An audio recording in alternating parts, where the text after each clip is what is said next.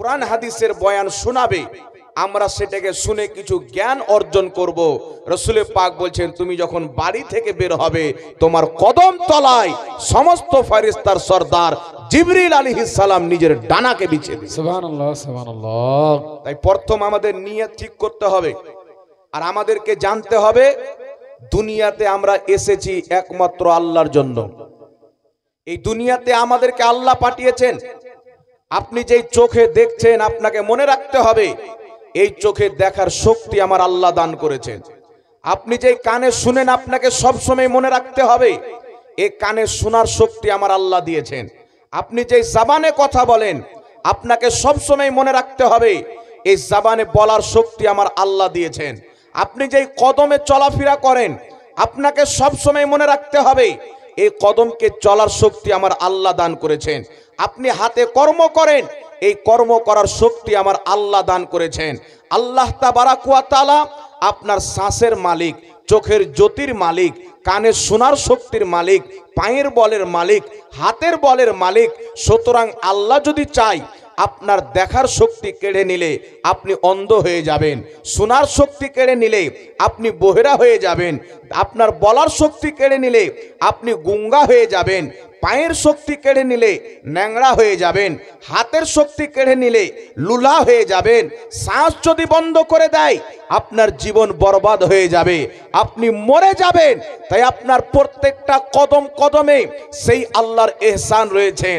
আপনার মাথার প্রত্যেকটা চুলের উপরে আল্লাহ পাকের এহসান, আপনার প্রত্যেকটা বয়ানের উপরে আল্লাহ পাকের এহসান, আপনার প্রত্যেকটা জিনিসের উপরে আল্লাহ পাকের এহসান রয়েছেন।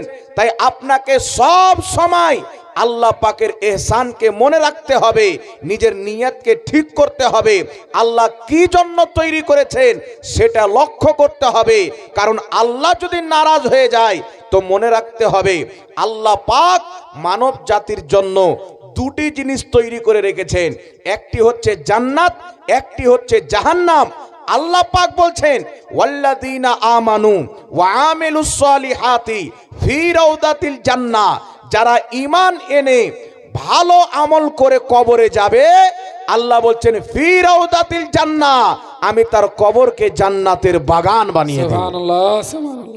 আর একটু জোরে হবে না সুবহানাল্লাহ? সুবহানাল্লাহ। তিরমিজি শরীফের মধ্যে সহিহ সনদে হাদিস বর্ণিত, রাসূলে কায়নাত সাল্লাল্লাহু আলাইহি ওয়াসাল্লাম বলেন, যখন কোনো নেককার বান্দা মারা যায়, যখন কোনো ভালো মানুষ মারা যায়, যেই ব্যক্তি আল্লাহ রসুলের প্রতি ঈমান এনেছে, নিজের আমলকে ঠিক করেছে, চুরি করেনি, জুয়া খেলেনি, জেনায় লিপ্ত হয়নি, নিজের ইজ্জতের হিফাজত করেছে, নিজের রুজির হিফাজত করেছে, সেই বান্দা যখন মারা যায়, আল্লাহ পাক তার কবরটাকে জান্নাতের বাগান বানিয়ে দেয়।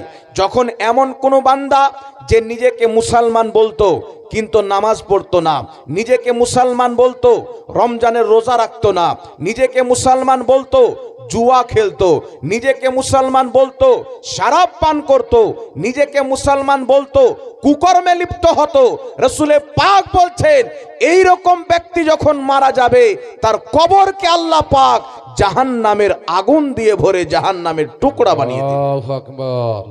এই জন্য বিরাদর ইসলাম, আল্লাহ তাবারাক ওয়া তাআলা পবিত্র কুরআনুল কারীমের মধ্যে বলেছেন, ইন্নাদ দীনা ইনদাল্লাহিল ইসলাম, একমাত্র ইসলাম হচ্ছে আল্লাহর মনোনীত ধর্ম। ইসলাম মনোনীত ধর্ম হওয়ার কারণ হচ্ছে পৃথিবীর মানুষ যারা আপন আপন ধর্ম তৈরি করেছে, কেউ আল্লাহ একটা বাদ দিয়ে হাজারটা আল্লাহ খোদা তৈরি করেছে, কেউ 10টা খোদা তৈরি করেছেন, কেউ তো প্রত্যেক দিন নিজের মাবুদকে পরিবর্তন করে, চেঞ্জ করে, নতুন নতুন তৈরি করে। ইসলাম এই জন্য আল্লাহ পছন্দ করে। আল্লাহ পবিত্র কোরআন পাকের মধ্যে বলছেন, কুল হুয়াল্লাহু আহাদ, হে নবী তুমি বলে দাও ওই আল্লাহ হচ্ছে এক। ইসলাম এই জন্য আল্লাহর পছন্দ ধর্ম যে ইসলামকে মাননেওয়ালা মুসলমান হাজার খোদাই বিশ্বাস করে না, এক খোদাকে মানে, এক খোদারই ইবাদত করে। জোরে বল সুবহানাল্লাহ। এই জন্য ইসলাম হচ্ছে আল্লাহর মনোনীত ধর্ম। ইসলামের মূল জিনিস আপনাকে মনে রাখতে হবে। একটা কথা মনে রাখবেন, দুনিয়াতে যখন আমরা এসেছি মুসলমান হয়ে এসেছি, ইসলামের আখরি প্রফেট, আখরি পয়গম্বর জনাবে মুহাম্মদুর রাসূলুল্লাহ সাল্লাল্লাহু আলাইহি ওয়াসাল্লাম আকা মুস্তাফা বলছেন, বাচ্চা যখন জন্মগ্রহণ করে, মুসলিমের বাড়িতে হোক, ইহুদির বাড়িতে হোক, খ্রিস্টানের বাড়িতে হোক, নাসারার বাড়িতে হোক, হিন্দুর বাড়িতে হোক, যখন বাচ্চা জন্মগ্রহণ করে ওই বাচ্চা মুসলমান হয়ে জন্মগ্রহণ করে। কি হয়ে জন্মগ্রহণ করে? মুসলমান হয়ে জন্মগ্রহণ করে।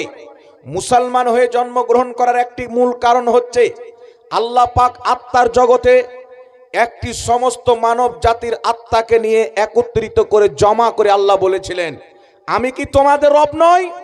সবারই আত্মা এক বাক্যে উত্তর দিয়েছিল, আল্লাহ অবশ্যই তুমি আমাদের রব, তুমি একমাত্র আমাদের মাবুদ।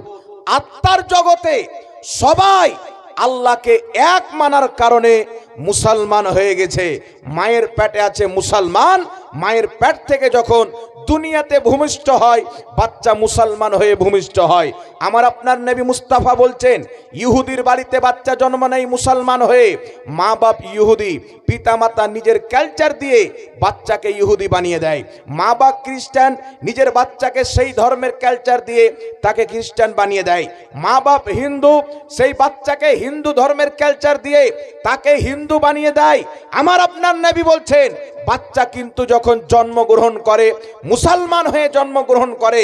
আর আল্লাহ কুরআন পাকে বলেছেন, তোমরা অতক্ষণ পর্যন্ত মরিও না যতক্ষণ পর্যন্ত মুসলমান না হয়ে যাবে। আল্লাহ বলতে চাচ্ছেন, আমি মুসলমান করে পাঠিয়েছি, তুমি মুসলমান হয়ে মরো।